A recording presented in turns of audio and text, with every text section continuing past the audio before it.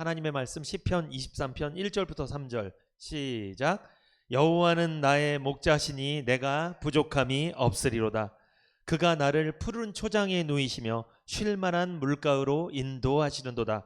내 영혼을 소생시키시고 자기 이름을 위하여 의의 길로 인도하시는도다. 아멘. 시편 23편 1절부터 3절 중심으로 걱정 말아요 여러분이라는 제목으로 은혜를 나누겠습니다. 다윗의 이야기를 하면서 다윗은 하나님을 어떤 분으로 인식하고 있었다고 말씀드렸죠? 첫 번째, 부족함이 없게 하시는 목자라고 인식하고 있었습니다. 다윗은 양을 쳤잖아요. 자기가 양을 칠 때 부족함 없도록 양들을 먹이고 입히고 양들을 재우고 울타리를 쳐줬잖아요.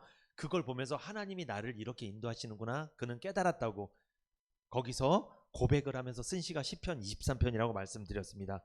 그런데 하나님은 부족함이 없게 하실 뿐만 아니라 이제 두 번째, 자 같이 읽어봅니다. 시작. 인도하시는 목자입니다. 우리를 누가 인도하세요? 하나님이 우리를 인도하십니다. 내 인생 내가 걸어가는 것 같지만 결국 누가 인도하신 거예요? 하나님이 인도하셔서 여기까지 온 것입니다. 인도하시는 목자. 시편 23편 2절 시작. 그가 나를 푸른 초장에 누이시며 쉴 만한 물가로 인도하시는도다. 3절 볼까요? 내 영혼을 소생시키시고 자기 이름을 위하여 의의 길로 인도하시는도다. 여기 보니까 어떤 말이 반복돼요? 인도하시는도다. 이게 반복되죠. 하나님은 어떤 하나님이에요? 인도하시는 하나님이에요. 하나님 혼자 가시는 분이 아니라 하나님이 다윗을 또한 우리를 구원받은 성도를 인도하시는 분인 줄 믿습니다.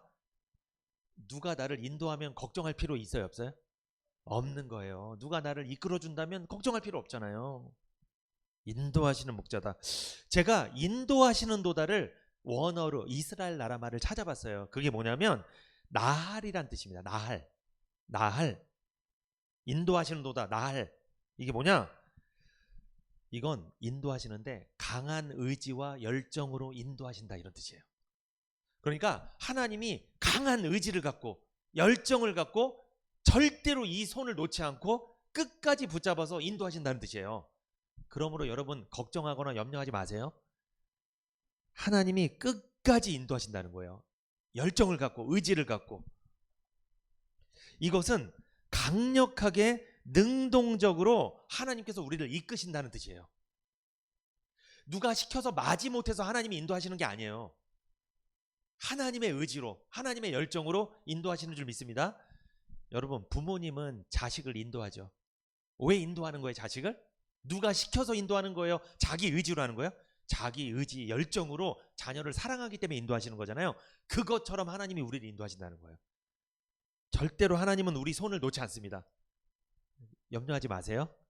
그런 의미에서 걱정하지 마시라는 거예요. 목자는 양들을 어디로 인도할까요? 2절에 그가 나를 푸른 초장 쉴 만한 물가로 인도합니다.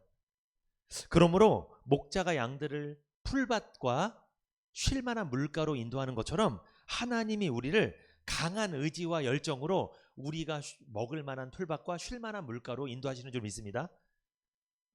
그런 경험 하셨어요? 지난 인생을 돌아보니까 하나님이 나를 인도했던 곳이 다 푸른 초장이고 쉴 만한 물가라고 인정되십니까? 아니면 지나간 내 인생 하나님이 이끌어온 거 다 황무지여서 황무지 아우 힘들어. 여러분 아까 말씀드렸죠. 내가 구원을 받고 은혜를 받으면요 무슨 생각이 드냐면 다 푸른 초장이었어. 쉴 만한 물가였어. 내가 그 일을 당한 게 맞아. 그래서 내가 지금 하나님 만난 거잖아. 이렇게 인정이 돼요. 구원을 받으면. 근데 구원을 못 받으면 전부 다 황무지야. 전부 다. 아 글렀어. 내 인생 하나님 이상하게 인도했어. 원망 불평만 남는 거예요. 여러분 어떠세요? 하나님이 푸른 초장 쉴 만한 물가로 인도하신 줄 믿습니까? 아멘. 그런데 여러분 아까 나할이라고 했잖아요. 인도하시는도다. 이것은요 무슨 뜻이냐면 여기에 보호하다, 부양하다, 먹이다 이런 뜻이 또 있어요. 인도하다라는 의미뿐만 아니라 무슨 뜻? 보호해주고 부양해주고 먹이는 이런 뜻이 있습니다. 하나님은 우리를 확실하게 먹이시고 뭘 먹이시죠? 우리에게? 우리 육신에 필요한 음식도 먹이시고 그리고 우리 영혼에게 필요한 말씀도 먹이시고, 하나님 우리를 확실하게 먹이시고 부양해 주시고 보호해 주시고 인도하시는 분이란 뜻이에요. 이게 나할의 뜻입니다. 우리는 이런 하나님을 믿어야 됩니다. 그렇다면 하나님은 왜 우리를 인도하실까요? 왜 우리를 먹이시고 부양하시고 보호하시고 왜 그런 거예요? 왜? 우리가 하나님의 양이기 때문에 그래요. 하나님의 자녀이기 때문에 그래요. 목자에게 있어 양은 생명과 같습니다. 부모에게 있어 자녀는 생명과 같습니다. 하나님에게 있어서 여러분과 저는 생명과 같습니다. 양은 목자의 전 재산입니다. 그러므로 목자는 양을 아낄 수밖에 없는 거예요. 인도할 수밖에 없는 거예요. 양이 죽으면요, 누구도 죽는 거예요? 목자도 죽는 겁니다. 자녀가 죽으면요, 부모도 죽는 거예요. 그 순간 같이 죽는 거예요. 우리가 죽잖아요. 하나님도 죽어버리시는 거예요. 물론 하나님 죽으시는 분은 아니에요. 그러나 그런 마음이 든다는 거예요. 우리가 죽어 있으면. 하나님이 언제 슬플까요? 언제 힘들까요? 우리가 은혜 못 받을 때. 우리가 영적으로 죽어갖고 막 방황할 때, 은혜도 못 받고 세상에 빠져서 세상 일만 집중해서 할 때, 그때 하나님은 근심해요. 하나님 마음도 이 죽는 마음 같은 느낌을 드는 거예요. 괴로운 거예요, 하나님이. 우리가 영적으로 죽으면 예수님은 마음이 아픈 것이 아니라 예수님 자신의 생명이 죽는 것과 같은 느낌을 받는다는 거예요. 그래서 우리의 목자 되신 예수님은 우리를 보호하시고 돌보시는 거예요. 여러분, 우리 목자 되신 예수님께서 우리를 철저하게 완전하게 보호하시는 줄 믿고 사시기 바랍니다. 아멘. 그래야지 평안하게 살 수 있어요. 그런데 여러분, 2절에 그가 나를 푸른 초장에 누이시며 그러죠. 여러분, 이 누이시며, 이거를 제가 이스라엘 나라 말을 또 찾아봤어요. 이거를 누이시며, 요거는 히브리어로 라바츠라는 말입니다. 라바츠, 누이시며 라바츠. 이것을 설명드리려면 이 배경을 좀 아셔야 되는데, 여러분, 이스라엘 나라잖아요. 지금 이 말씀은 이스라엘 나라는요, 계절이 우리나라랑 틀려요. 우리나라는 사시사철 비가 오잖아요. 봄에도 비가 오고 겨울에도 오고 여름에 많이 오지만 가을에도 비가 내리긴 합니다. 우리나라는 사계절 비가 내리는데, 이스라엘은 비가 내리는 우기와 비가 내리지 않는 건기가 나누어져 있어요. 아무 때나 비가 내리지 않아요. 그래서 11월부터 이듬해 4월까지 큰 비가 2번 정도 내립니다. 그리고 11월부터 그 이듬해 4월까지 그냥 가볍게 내리는 비 있잖아요. 이슬비 같은, 그냥 가볍게 내리는 가랑비 같은 게 가끔 이렇게 내립니다. 비가 오는 양이 아주 적어요. 그리고 이스라엘은 5월부터 건기가 시작되어서 가뭄이 듭니다. 비가 안 와요. 다윗은요, 소년 시절에 베들레헴에서 양을 친 경험이 있다고 그랬잖아요.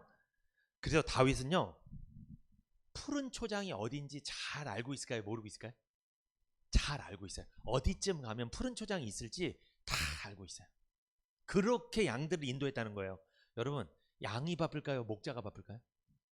왜 목자가 바쁜지 아세요? 양은 자기만 먹으면 되는데, 목자는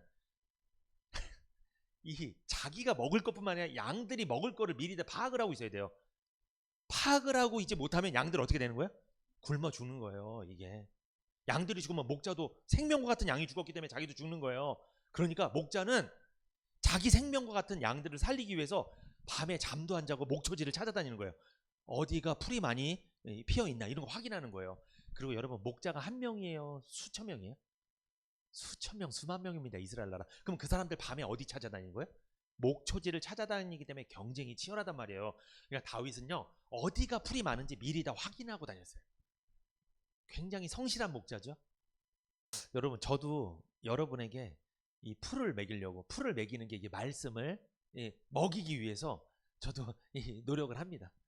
미리미리 이거 다 연구하고 하는 거예요. 다 이렇게 해서 먹이는 거예요, 여러분을. 여러분 좀 쉬고 계실 때 저는 연구하는 거예요. 똑같은 마음으로 다윗이 양을 치는 그 목초지를 찾아다니는 마음으로, 어디가 이게 풀이 많이 피어 있나, 어디서 은혜가 많이 받을 수 있을까, 그런 거 연구하면서 좀 말씀을 준비하고 있는 줄 믿습니다. 저뿐만 아니라 모든 목사님들이 다 그렇게 하고 계신다는 거예요. 자, 그런데 여러분, 푸른 초장이라고 나오죠. 2절에. 푸른 초장은 이게 뭐냐면, 푸른 초장이 풀이 좀 피어 있어. 그래서 누군가 빨리 달려들어서 먹어치우는 이런 이 푸른 초장이 아니에요. 이 푸른 초장이란 뜻이, 예를 들어서 풀이 한 요만큼 나 있어. 그러면 누가 달려서, 어떤 목자든 누가 달려들어서 양들이 먹으면 어떻게 되는 거예요? 거기가 황무지가 돼버리겠죠. 그런 푸른 초장을 말하는 게 아닙니다. 이 시편 23편 2절의 푸른 초장, 이것은 누워서도, 여기 보면 누이시며라고 나오죠. 누워서도 먹을 정도로 풀이 풍족한 곳을 말하는 거예요. 예를 들어서 여러분, 양이 수백 마리가 있어요, 내 밑에. 근데 푸른 초장 30평짜리야. 우리 교회만한 이 30평짜리 푸른 초장이라고 생각해 보세요. 양이 수백 마리를 데리고 있는데 한 30평 정도는 되는 푸른 초장에 딱 인도해 있어요. 어떻게 되는 거예요? 먹을 게 없겠죠, 별로. 그럼 양들이 어떻게 해요? 싸웁니다. 그걸 아수라장이라고 되겠죠? 아수라장이 벌어지겠죠? 그런데 생각해 보세요. 한 10만 평 되는 풀밭, 대관령이라는 데 가보신 분 있어요? 거기 보면 풀밭이 엄청나죠, 이렇게. 그런 10만 평 되는 풀밭에 양이 내 밑에 100마리 정도 있어. 그러면 어떻게 먹을까요, 얘네들이? 들어 누워서 막 먹고 뒹굴고 이러겠죠. 이걸 말하는 거예요, 이게 지금. 시편 23편 2절에 푸른 초장은 간신히 배를 채울 수 있는 그런 푸른 초장이 아니라 먹어도 끝이 없는, 배가 부른 그런 푸른 초장으로 누가 인도했다? 목자 되신 하나님께서 우리 인도했다는 거예요. 여러분, 신기하죠? 말씀을 들어도 계속 은혜를 받아. 끝이 없어, 이 말씀이. 어떻게 목사님 말씀을 전하시는지 계속 들어도 은혜를 계속 받아. 여러분, 만약에 그런 식당이 있으면 좋겠는데, 먹어도 줄지 않아. 안 없어져. 계속 들어 누워서 먹고 계속 먹고, 그래도 떨어지잖아. 양식이 떨어지잖아. 그런 장소가 있으면 얼마나 좋을까요? 그죠? 그럼 먹을 거 고민 안 해도 될 거 아니에요. 이게 푸른 초장의 의미입니다. 여러분, 이스라엘 나라는 5월부터 11월까지 비가 온다 안 온다? 안 온다, 가뭄이라고 그랬잖아요. 거의 비가 오지 않는 이스라엘 나라 땅에 푸른 초장이 있는 것 자체가 하나님의 은혜입니다. 은혜예요. 여러분, 비가 안 내리는데 초장이 있을 수 있어요, 없어요? 없어요. 풀밭이 있을 수가 없는 거예요. 그런데 풀밭이 실제 있었다는 거예요. 그것을 다윗은 찾아다녔다는 거예요. 이건 누구의 은혜예요? 하나님의 은혜예요. 그 풀은 누가 키우는 거예요? 그 풀 다? 하나님이 비를 내리고 땅에 양분을 줘서 키우는 거잖아요. 이게 다 하나님 은혜였다는 거예요. 다윗은 그걸 다 경험한 거예요. 야, 이렇게 비가 안 오는 이때 내가 키우는 양들이 먹을 수 있도록 풀을 누가 주셨다? 하나님이 주셨구나. 그걸 깨닫고, 하나님이 나를 푸른 초장으로 인도하시는구나. 여러분, 우리 시흥은혜교회는 푸른 초장인 줄 믿습니다. 말씀을 들어도 계속 은혜 받을 수 있는 이 푸른 초장. 그런데 푸른 초장에, 여기 보세요, 2절에 그가 나를 푸른 초장에 어떻게 한대요? 세운다고 그랬어요? 누우신다고 그랬어요? 여러분, 이것도 배경이 있어요. 유대인들은요, 이스라엘 사람들은 밥을 먹을 때 이렇게 옆으로 좀 누워서 먹습니다. 그냥도 먹지만 이렇게 좀 누워서 먹어요. 이렇게 비스듬히. 주님도 그렇게 드셨거든요. 이렇게 비스듬히 누워서 먹는 경우가 많다. 이거 뭐냐면 세상에서 가장 편안한 자세로 먹는 거예요.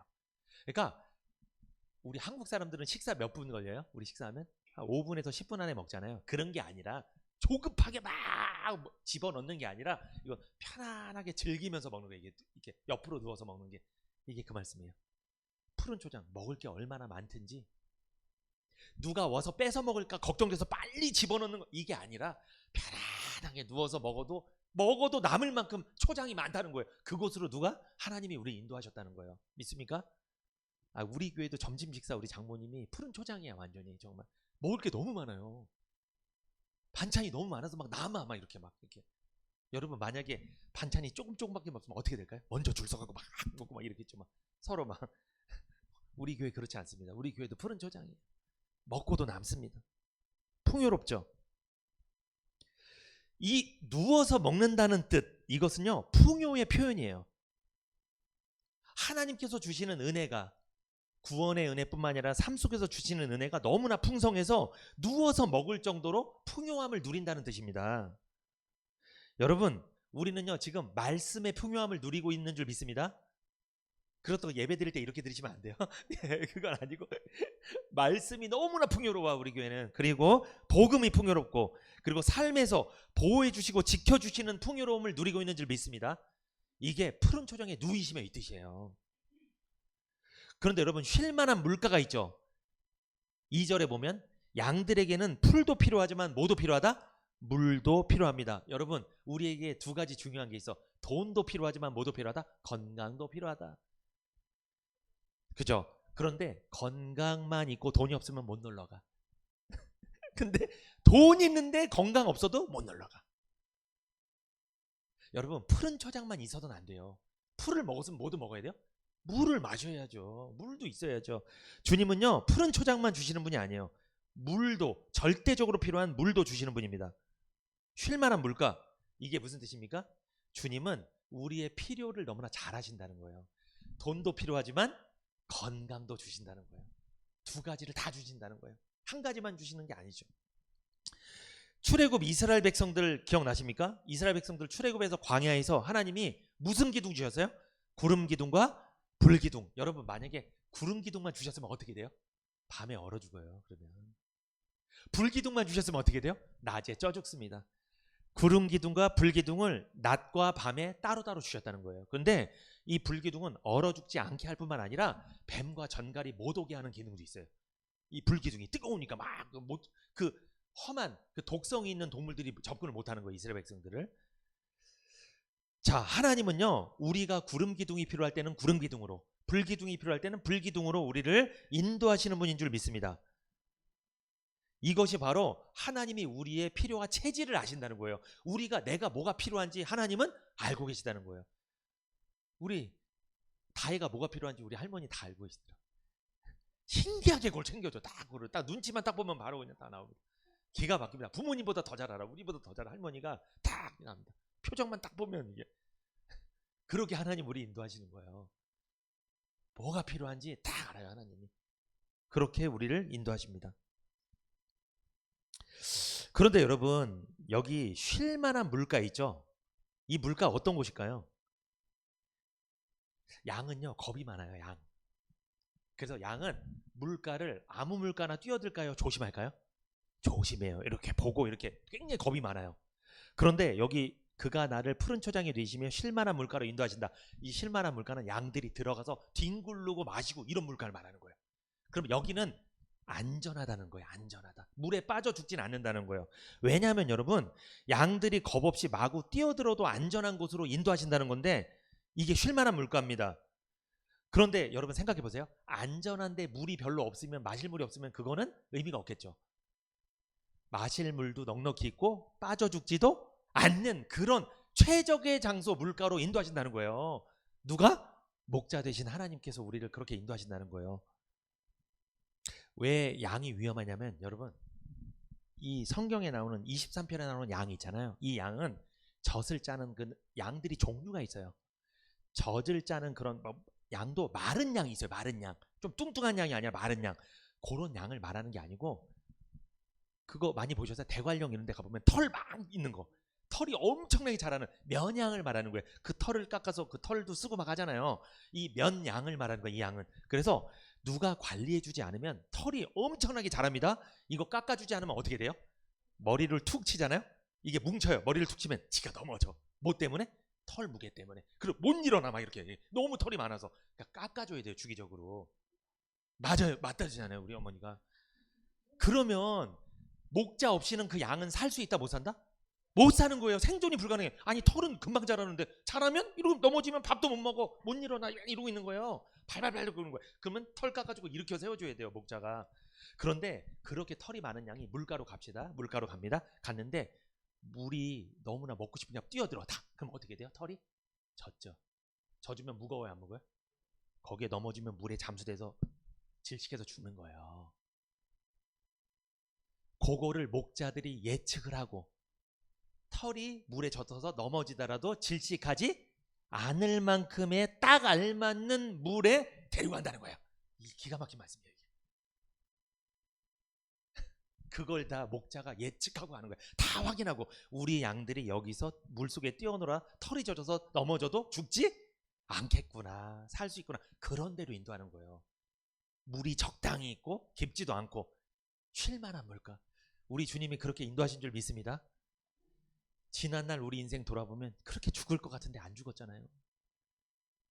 그렇게 괴롭다가도 지금 그래도 살아 있잖아요. 지금 우리 이렇게 살고 있잖아요. 주님이 딱 적절한 대로 인도하셔서 그래요. 나를 집어삼키고 나를 죽일 것 같은 그 고난도 사실은 지나가 보니까 다 없어졌어요. 다 지나가 버렸어요. 쉴만한 물가로 인도하신 줄 믿습니다. 있어요. 쉴만한 물가. 여러분, 전 이 생각 해봤어요. 양들이 털이 막 덕지덕지 늘어나는 거, 우리는 죄가 붙어. 죄가 막 죄가 더러운 털처럼 죄가 덜덕덜덕 붙여. 막 구원받아서 세상에 구원받고서 세상에 살지만 그래도 죄를 져갖고 막 죄가 덕지덕지 붙여. 그래서 우리가 뒤뚱뒤뚱거려. 그래서 넘어져서 못 일어나고. 그때 누가 하시는 거예요? 누가? 예수님이 오셔서 그 죄를 다 깎아주셔요. 이렇게 다 죄를 깎아주고 우리를 아름답게 만들어주셔서 쉴만한 물가로 인도하신 줄 믿습니다. 전 그거 믿어요. 주님이 우리를 그렇게 인도하시는 거예요. 여러분, 우리 인생의 가장 안전한 곳이 어디입니까? 푸른 초장 쉴만한 물가입니다. 왜 안전한 거예요? 푸른 초장이 풀이 많아서 안전한 거예요? 쉴만한 물가가 물이 적당하게 있어서 안전한 거예요? 누가 인도하시기 때문에? 하나님이, 목자 되신 예수님이 인도하신 곳이기 때문에 안전한 거예요. 이걸 기억해야 됩니다. 우리 인생의 가장 위험한 곳이 어딜까요? 내 주장대로, 내 생각대로, 내 고집대로 생활하는 거, 내 고집대로 살아가는 것이 가장 위험한 곳입니다. 인생을 돌아보니 내 생각대로 살았던 것이 나를 가장 위험하게 만들었음을 부인할 수 없죠. 주님 말씀대로 살았던 것이 나를 가장 안전하고 평안하게 만들었음을 인정하지 않을 수 없습니다. 주님을 목자 삼고 주님의 말씀을 듣고 따라가는 사람은 주님의 참된 양입니다. 푸른 초장과 쉴만한 물가를 그 인생 가운데 경험하게 될 줄 믿습니다. 여기 시편 23편 2절에 누이시며라고 있죠. 이거 누이시며. 이게 무슨 뜻이냐? 여기 또 은혜가 있어요. 이 누이시면은 양들이요, 자기가 눕고 싶다고 해서 누운 게 아니에요. 여러분, 누이시면 누가 해준 거예요? 이거는 목자가 누이시며 이 뜻이에요. 자기가 누웠다 이 뜻이 아니에요. 목자가 누이시며, 이거 무슨 뜻이에요? 목자가 양을 쉬게 하지 않으면 양은 절대 쉴 수 없다는 거예요. 이 누이시며라는 말의 뜻에 이런 뜻이 있습니다. 휴식하다, 이런 뜻이 있어요. 휴식하다. 무슨 누이시며 휴식하다 이런 뜻이 있어요. 그러므로 목자가 나를 휴식시켜주지 않으면 나는 휴식할 수 없다라는 거예요. 안 되는 거예요. 그러니까 양은 누구 때문에 살 수 있어요? 목자 때문에 살아가는 거예요. 예수님 아니면 우리는 절대로 누울 수 없어요. 못 누워요. 휴식할 수 없다니까요. 쉴 수가 없는 거예요. 그래서 예수님 안 믿는 사람은 누가 하려고 그래? 자꾸만 자기가 자기 생각대로 뭘 하려고 그래. 쉴 수 있어요? 못 쉬어요? 못 쉬어. 휴식이 없어. 마음이 평안이 없어. 안식이 없어. 계속 불편해. 뭔가 해야 돼. 자꾸 불안해. 자꾸만 두렵고. 그런데 예수님을 목자로 믿는 사람은 휴식을 해요. 여기 그가 나를 푸른 초장에 누이시며. 여러분, 이 시흥은혜교회 지금 누이시며, 여기에 누가 눕게 한 거예요? 이 시흥은혜교회 하나님이, 목자 되신 하나님께서 이렇게 인도하신 줄 믿습니다. 인도하셨어요. 내가 여기에 와서 온 게 아니에요. 하나님이 보내신 거예요. 양의 습성은 겁이 많습니다. 돌봐주지 않으면 생존이 불가능한 동물이 양입니다. 돌고래나 강아지는 IQ가 높습니다. 그런데 양은요, 머리가 나쁩니다. 옆에서 쥐어박으면요, 넘어질 줄만 알지 달려들진 않아요. 개나 어떤 똑똑한 동물들 있잖아요. 쥐어박잖아요. 어떻게 해요? 들이받아요. 그냥 막 물어요. 막 그래. 근데 양은요, 쥐어박잖아요. 넘어지면 이러고만 있어요. 공격을 못해. 공격을. 네, 공격을. 그 뿔도 이렇게 공격성으로 나와야 되는데 뿔이 어떻게 돼요? 자기를 찔러. 자기한테 나 있어. 뿔도 그게 들이박아도 지만 고생이지 뭐. 어쩜 이런 동물이 있을까? 우리의 모습 아닙니까? 양은요, 조금만 두렵잖아요. 절대 눕지 않는데요. 안 눕는데요. 안 누워. 그러니까 목자가 이렇게 누워줘야 그때 눕는데요. 스스로는 눕지 않습니다. 그리고 배가 고프거나 목이 마르거나 무언가 부족한 것이 있으면 양들은 눕지 않습니다. 뭐가 뱃속에 차지 않으면 안 누워요. 그리고 주변에 목자가 없으면 양들은 두려워합니다. 왜? 먹을 게 없고 마실 게 없으니까 두려운 거예요. 또 울타리가 없으니까, 목자가 없으면 양들은 두려워합니다. 양은 눈이 나쁩니다. 한 치 앞을 볼 수 없습니다. 양은 10m 앞을 못 본대요. 그러니까 10m 앞에 이리가 와도 본다 못 본다? 못 보는 거예요. 그냥 달려들으면 잡혀먹는 거예요. 못 봐요. 양은 겁이 많습니다. 조금만 어둡거나 낭떠러지가 있으면 절대 앞으로 나가지 않는 습성이 있어요. 양이란 동물은 매우 약한 동물입니다. 그래서 충실한 목자가 늘 따르면서 맹수들의 위협을 제거해주고 풀밭이나 물가로 인도하지 않으면 죽습니다. 이처럼 양에게 목자란 절대적인 존재입니다. 양에게 목자는 절대적인 존재, 생명 그 자체예요. 양과 목자는 생명이 일치되어 있는 거예요. 양이 죽으면 목자도 죽어요. 목자가 죽으면 양도 죽는 거예요. 여러분, 부모와 자녀는 생명이 일치된 거 아시죠? 자녀가 죽으면 부모도 죽고 부모가 죽으면 자녀도 죽는 거예요. 죽어버리는 거예요. 예수님과 우리가 그런 관계라는 거예요. 우리가 죽으면 예수님도 죽어버리는 거예요. 예수님이 죽으시면 우리도 죽는 거고, 예수님이 기분이 나쁘면 우리도 기분이 나쁜 거고, 예수님이 기쁘면 우리도 기쁜 거고, 연결이 되어 있다는 거죠. 이 사실을 다윗은 잘 알았습니다. 경험했습니다. 그래서 하나님을 목자로, 인도하시는 목자로 고백한 거예요.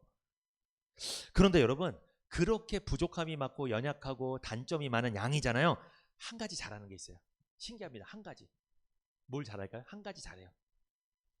듣는 거예요. 양은 귀가 좋습니다. 귀가 들어요. 근데 양은 신기하게 아무 소리나 다 듣는 게 아니라 누구? 목자가 말하면 그걸 들어요. 그래서 이스라엘 나라 땅에 가면 목자들이 휘파람을 불든 말을 하든 하잖아요. 그러면 양들이 이 목자양 저 목자양 막 이렇게 섞여 있어요. 이렇게 섞여. 근데 그 목자가 휘 불면 자기 양 100마리가 정확히 온대요. 이렇게. 신기합니다. 꽉 쫓아와 이렇게. 남의 양은, 근데 다른 양은 온다 안 온다? 안 와요. 안 와. 안 와. 양떼들이 막 움직이잖아요. 그게 목자의 겉모습을 보고 움직이는 걸까요? 그 음성을 듣고 움직이는 걸까요? 음성이에요. 음성. 오해하시면 안 돼요. 목자 모습을 보는 게 아니라, 양은 아까 뭐가 어둡다고 그랬어요? 눈이 어둡기 때문에 목자를 봐도 모를 수 있어요. 모습은. 근데 뭐를 들은 거예요? 음성을 들으면 알 수 있어요. 여러분, 우리가 예수님 어떻게 알 수 있을까요? 예수님 모습을 보고 하는 거예요? 아닙니다. 뭐? 음성, 말씀을 듣고 하는 거예요. 말씀을 들어보니까 이분이 예수님 말씀 맞아. 이게 복음이야. 이게 나를 구원시키는 말씀 맞아. 이렇게 알 수 있다는 거예요. 음성을 보고. 근데 모습을 보면 안 되는 거예요. 여러분, 교회가 아무리 크고 뭐 교회에서 뭐 역사가 일어나고 뭐 신비한 환상을 보고 막 속지 마세요. 그걸로 예수님인지 알 수 있다는 게 아니에요. 그게 잘못된 거예요. 그거는 음성, 말씀을 듣고 예수님의 말씀인지 우리는 판단하는 거예요. 양들은 목자의 모습이 아니라 음성을 듣고 움직인다고 말씀드렸습니다. 요한복음 10장 27절 여러분, 여기 제가 찾아드릴게요. 자, 같이 한번 읽어보겠습니다. 요한복음 10장 27절 시작. 내 양은 내 음성을 들으며 나는 저희를 알며 저희는 나를 따르느니라. 자, 예수님이 내 양은 누구? 내 음성을 들으며. 내 양은 내 음성을 듣는다. 예수님의 양은 누구 음성을 듣는다? 예수님의 음성을 듣는다. 근데 예수님의 양이 아니면 누구 음성 듣는다? 이단 교주 말 듣는다. 그 몰려다니는 게 그래서 거기로. 그 사람들은 예수님 양이 아니에요. 아니니까 자꾸 몰려다니는 거예요. 이렇게. 이단 교주가 부르니까 그 이단 교주가 목자인 줄 알고 쫓아가는 거예요. 이렇게. 여러분, 세상이, 돈이 나의 목자라고 생각하는 사람은 이 말씀 들을까요? 안 들을까요? 안 들어요. 거기 쫓아다니는 거예요. 돈 쫓아다니고 세상 쫓아다니는 거예요. 그게 나를 목자니까, 나의 목자니까. 신기하대. 하나님 말씀 전하면 잠을 자고 있는데 돈 세는 소리는 바로 일어난다고 그러대요. 바로. 여러분, 주님이 뭐라고 말씀하십니까? 내 양은 내 음성을 듣는다. 자, 내 양은 내 모습을 보고 쫓아온다 그랬어요? 아닙니다. 음성을 듣고 쫓아온다. 나는 저희를 알고 저희는 나를 따른다. 예수님은 그 음성을 듣고 쫓아오는 성도들을 안다. 성도들은 누구를 따른다? 나를 따른다. 뭘 듣고? 음성을 듣고 따른다는 거예요. 그러므로 교회를 선택하거나 교회를 갈 때 가장 중요한 게 뭐예요? 말씀이에요. 이 음성, 주님의 음성을 목사님이 대신에 들려주는 거잖아요. 이 음성을 듣고 쫓아가는 거예요. 다른 거 보고 쫓아가면 안 돼요. 절대. 여러분, 주님을 목자로 모셨습니까? 그렇다면 주님의 음성을 듣고 따라가시기를 축복합니다. 주님의 음성을 사모하시기를 축복합니다. 양은 스스로 생존이 불가능합니다. 이처럼 성도는 스스로 생존이 불가능합니다. 목자의 음성, 예수님의 음성, 복음의 말씀을 들어야 살 수 있습니다. 복음의 말씀의 인도함을 받아야 살 수 있다는 거예요. 여러분, 요즘 어떠세요? 말씀 안 들어도 살만해. 나 괜찮아. 아이, 다음 주에 예배 가지. 뭐 좀 가끔 나가고 그러지. 정상적인 상태가 아니에요, 이 사람은. 여러분, 여쭤볼게요. 자, 나 평생에 예배 내가 한 번 드리고 나는 풍족해. 이게 맞아요? 여러분 밥 몇 번 드세요? 밥 죽을 때까지 먹어야 되죠. 여러분 말씀도 그렇게 들어야 돼요. 계속. 안 그러면 배고프다니까요. 이게 한 번 먹고 끝나는 게 아니에요. 왜 말씀을 잘 안 들으려고 하고 왜 말씀을 피하고 왜 그럴까요? 사람들이 내 스스로 생존할 수 있다고 착각해서 그래요. 그런데 기억하십시오. 양은 스스로 생존 불가능합니다. 성도는요 스스로 생존 안 되는 거예요. 말씀 있어야 됩니다. 양들의 모든 것을 충족해 주는 분은 양이 아닙니다. 목자가 충족해 주는 거예요. 그러므로 목자가 강권적으로 양들에게 푸른 초장과 쉴만한 물가를 공급해 줌으로써 양들은 쉴 수가 있고 살 수가 있다는 거예요. 양들에게 울타리를 누가 쳐줘요? 목자가 쳐주기 때문에 양들은 휴식을 가질 수 있다는 거죠. 우리는요 주님의 양이죠. 주님께서 우리에게 모든 것을 공급해 주시지 않으면 우리는 반드시 인생을 살면서 고난을 당하게 됩니다. 어려움을 처하게 되는 거예요. 두려워할 수밖에 없는 거예요. 우리가 풀밭에 누워서 쉴만한 물가에서 물을 마시고 영적으로나 육적으로나 목마름을 해결할 수 있는 것은 목자가 인도하시기 때문인 줄 믿습니다. 쉴만한 물가로 인도하시는 주님을 의지하십시오. 우리는 평안함을 누릴 수 있게 됩니다. 다윗은 이것을 확실히 깨달은 거예요. 그래서 하나님을 찬양하고 노래했던 겁니다. 여러분 광야는 어떤 곳이에요? 하나님의 보호가 없으면 한순간이라도 살 수 없는 곳이 광야잖아요. 우리가 지금 광야에서 살고 있습니다. 하나님의 보호의 손길이 없다면 우리는 절대 살 수 없는 곳을 지금 살고 있는 거예요. 시편 23편 2절에 그가 나를 푸른 초장에 누이시며라고 했죠. 여러분 누이시는 거는 양의 의지에 따라서 양이 막 눕게 해달라고 요청하니까 한 거예요? 이 목자의 의지로 한 거예요? 목자의 의지로. 이것처럼 주님께서 성도님들과 저를 푸른 초장에 누이시는 것은 누구 의지로? 주님의 의지로, 목자 대신 주님의 의지로 일방적으로 베풀어 주시는 줄 믿습니다. 이걸 우리는 은혜라고 하죠. 이제 여러분 마지막입니다. 3절 한번 다윗은 하나님을 어떻게 인식하고 있었을까? 우리는 하나님을 어떻게 인식해야 될까요? 3번 시작. 내 영혼을 소생시키는 목자라는 인식이 다윗은 있었습니다. 내 영혼을 소생시키시는 목자. 여러분 여기 소생이란 말이 이스라엘 나라 말로 슈브란 뜻이에요. 슈브. 소생, 슈브. 이것은 소생시키다, 돌아오다, 돌이키다, 옮기다 뭐 이런 뜻이에요. 하나님께서 내 영혼을 소생시키다는 말씀이죠. 여러분 소생이란 말이 무슨 뜻이에요? 이것은 약해진 사람이 새 힘을 얻고 넘어진 사람이 다시 일어나는 게 소생이에요. 그죠? 다시 살려놓는 거, 이게 소생입니다. 그런데 여러분 이 말씀을 들으면 좀 이해가 안 가는 게, 잘 보세요.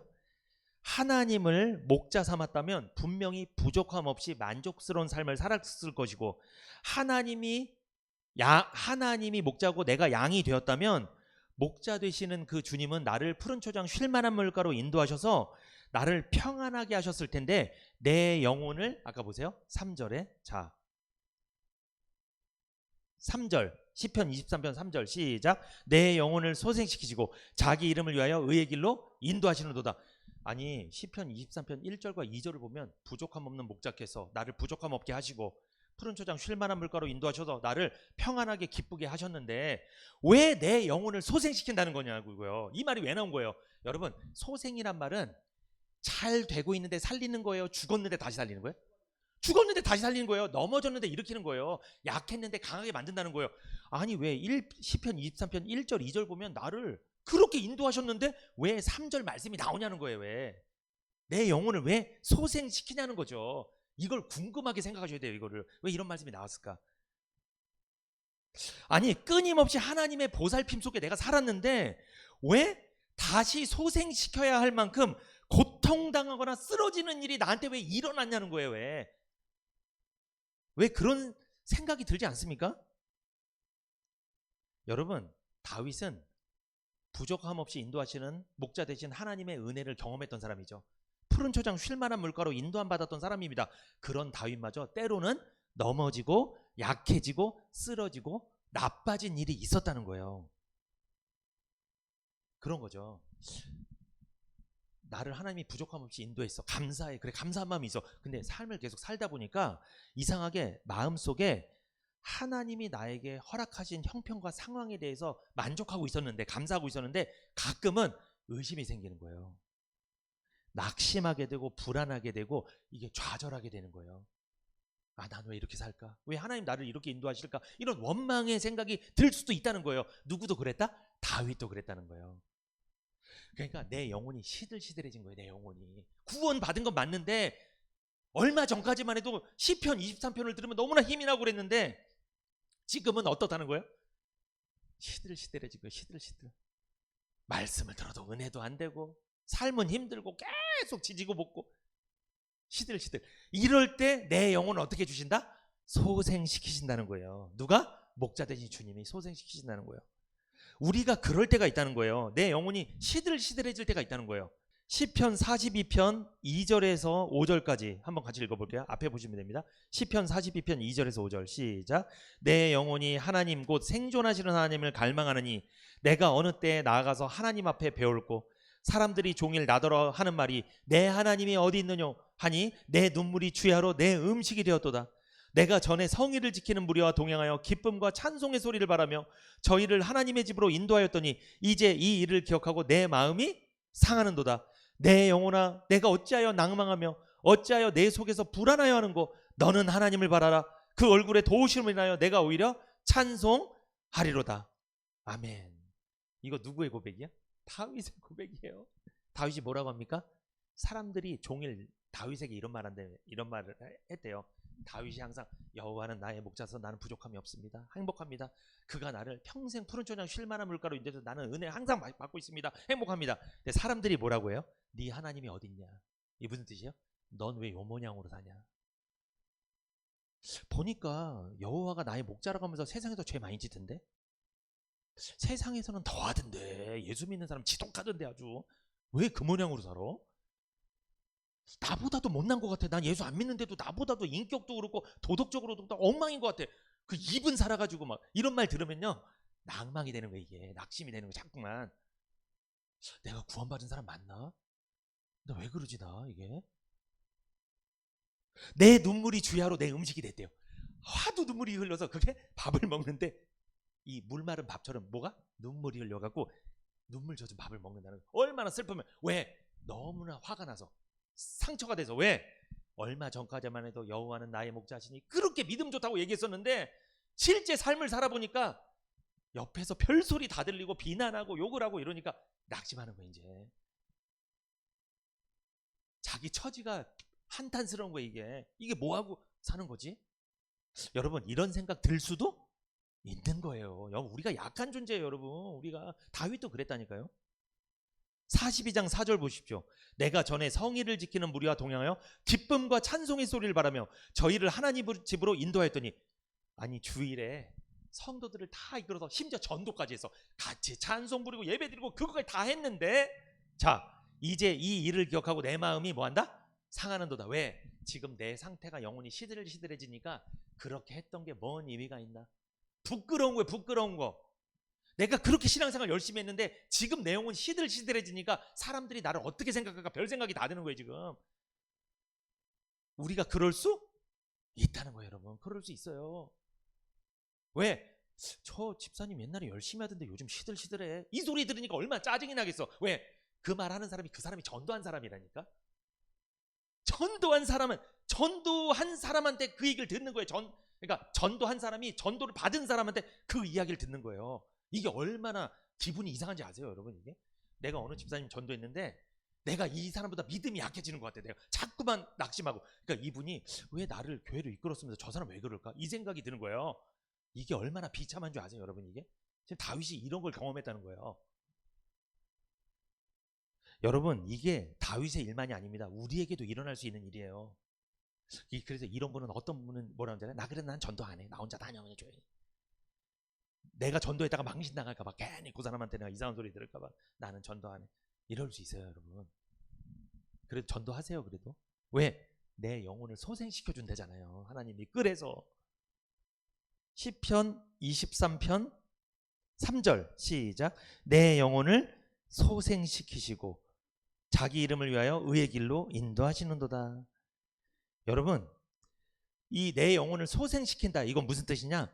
끝이 없이 계속 소생시켜준다는 거예요. 한마디로 우리가 영적으로 죽었을 때, 죄인일 때 우리를 의인으로 소생시켰죠. 그걸 구원이라고 하잖아요. 그것만 하고 끝날까요? 계속될까요? 계속되는 거예요. 그 구원의 소생, 구원시킬 때 소생시켜 주셨을 뿐만 아니라 우리 영혼이 시들시들해질 때, 구원은 받았지만 신앙생활이 시들시들해질 때 그때 다시 어떻게 준다? 힘을 주시고 소생시켜주는 목자라는 사실을 기억하시기 바랍니다. 여러분, 주님의 십자가 보혈로 살아났다면 다시는 죄악의 길에 떨어져서 영원한 저주를 받지 않는다는 뜻이에요. 왜? 주님이 나를 계속 소생시켜 줄 거니까. 나는 절대로 지옥 가지 않는다는 거예요. 망하지 않는다는 거예요. 여러분, 하나님이 우리를 죄에서 건져주셨는데 다시 심판의 자리로 우리를 몰아붙이시겠어요? 아니라는 거예요. 우리가 때로는 영혼이 시들해질 수 있어요. 그러나 낭망하지 마십시오. 반드시 목자 되신 하나님께서 소생시켜 주신 줄 믿습니다. 어떻게 소생시켜줘요? 그럼 어떻게? 방법이 말씀으로. 이 복음의 말씀, 예배를 통해서 다시 힘을 주시는 거예요. 예배가 중요하죠. 그래서 말씀 생활이 중요한 거예요. 천국 가는 그날까지 목자이신 주님께서 우리를 소생시키면서 인도해 나가신다는 거예요. 이걸 믿으십시오. 그런데 시편 23편 3절에 자기 이름을 위하여 의의 길로 인도하신다고 그러죠. 이게 무슨 뜻입니까? 이것은 자기 이름의 명예를 걸고 인도하신다는 거예요. 하나님의 이름을 걸고 인도한다는 거예요. 그러면 인도하다가 힘들면 포기하는 거예요? 끝까지 인도한다는 거예요? 하나님의 이름을 걸고, 누가 내 이름을 걸고 하면 이건 끝까지 하겠다는 뜻이에요. 맹세를 하는 거잖아요. 하나님이, 여러분, 하나님의 이름보다 더 높은 이름이 있어요, 이 세상에서? 없죠? 하나님의 이름으로 걸고 한다는 건 반드시 하겠다는 거예요. 자기 이름을 위하여 하나님의 이름의 명예를 걸고 끝까지 인도하시는 줄 믿습니다. 여호와라는 자기 이름, 어떤 이름입니까? 약속한 대로 신실하게 이루어 주신 하나님이잖아요. 하나님은 약속하신 대로 끝까지 약속을 지키기 위해서 인도하시는 줄 믿습니다. 그러므로 내 영혼이 시들시들해졌다고 너무 낙심하지 마세요. 교회 나오세요. 예배 드리세요. 말씀 들으세요. 다시 소생되게 될 줄 믿습니다. 그렇게 우리 신앙생활 하다가 천국 가는 거예요. 그게 이거예요. 신앙생활은요, 구원받을 때 막 은혜를 확 받아. 그러다가 시들시들. 근데 야채도, 야채인가요? 소금 뿌리면 시들시들해지잖아요. 또 그죠? 뭐 그런 거 있잖아요. 그렇겠죠? 우리가 신앙생활 하다가 시들시들해졌다가 다시 말씀 들으면 어떻게 해요? 살아났다가 또 시들시들했다가 살아났다가 시들시들했다가 이러다 어디 가는 거예요? 저 천국에 딱 가는 거예요. 요걸 뭐라 하는 자리, 이거 왔다 갔다, 요걸 멀미. 아주 멀미나. 그래서 아주 멀미가 나죠. 신앙생활 아주 멀미. 어떤 분 그러더라고. 멀미 안 나게 빨리 천국 갔으면 좋겠다고. 이게 무슨 뜻이야? 빨리 죽었으면 좋겠다 이 뜻인데, 구원 받고서. 근데 그렇게 또 되는 건 아니니까. 또 멀미가 나더라도 여러분 신앙생활 잘 해나가시기를 축복합니다. 자, 하나님이 만약에 약속을 지키지 않는다면, 자, 여호와라는 이름에 먹칠하는 거죠. 여호와가 무슨 뜻이에요? 약속을 지키시는 하나님인데, 하나님이 자기 이름을 걸고서 인도하시는데 인도를 안 해. 그럼 누구 이름 먹칠하는 거예요? 여호와라는 이름이 망신을 당하는 거예요. 땅에 떨어져 버리는 거예요. 먹칠하는 거예요. 그렇게 하지 않는다는 거예요. 하나님은 자기 이름을 위하여 내 이름의 명예를 걸고, 내 명예가 실추되지 않도록 나는 끝까지 성도들을 어떻게 할 거다? 인도할 거다. 위로 받으시기 바랍니다. 아멘.